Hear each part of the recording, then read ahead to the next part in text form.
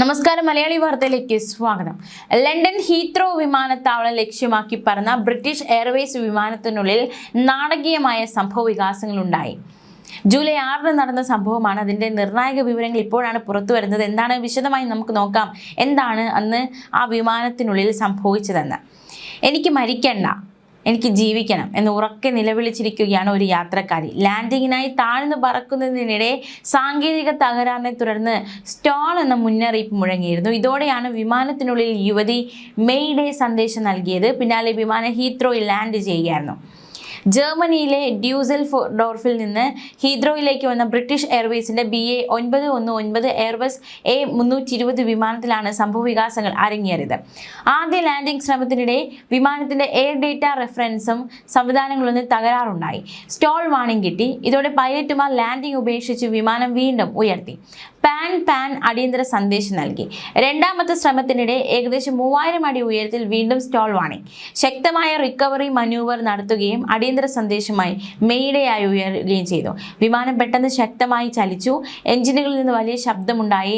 ഇതോടെ യാത്രക്കാർ വലിയ രീതിയിൽ പരിഭ്രാന്തരായി. എന്താണ് സംഭവിക്കുന്നതെന്ന് വലിയ രീതിയിൽ ആശങ്ക യാത്രക്കാർക്കിടയിൽ ഉണ്ടാകുന്നു. ഇതിനിടെയാണ് ഈ യാത്രക്കാരി "I don't want to die", എനിക്ക് മരിക്കേണ്ട എന്ന് അലമുറയിട്ടത്. ഒടുവിൽ വിമാനം ഹീത്രോ വിമാനത്താവളത്തിൽ സുരക്ഷിതമായി ഇറക്കുകയും ചെയ്തു.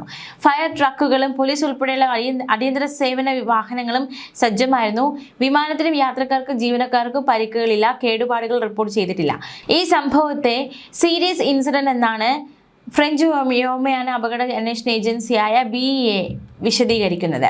ബ്രിട്ടനിലെ എയർ ആക്സിഡൻറ്റ്സ് ഇൻവെസ്റ്റിഗേഷൻ ബ്രാഞ്ച് അന്വേഷണം നടത്തുകയാണ്. സംഭവവുമായി ബന്ധപ്പെട്ട് സംഭവം കൂടുതൽ ഗുരുതരമായ അപകടത്തിലേക്ക് നയിക്കാമായിരുന്നുവെന്നാണ് വ്യോമയാന വൃത്തങ്ങൾ വ്യക്തമാക്കുന്നത്. എന്തായാലും കൃത്യമായ കാരണം എന്താണെന്നതിനെക്കുറിച്ചുള്ള അന്വേഷണം പൂർത്തിയായിട്ടില്ല. എന്താണ് മെയ്ഡേ?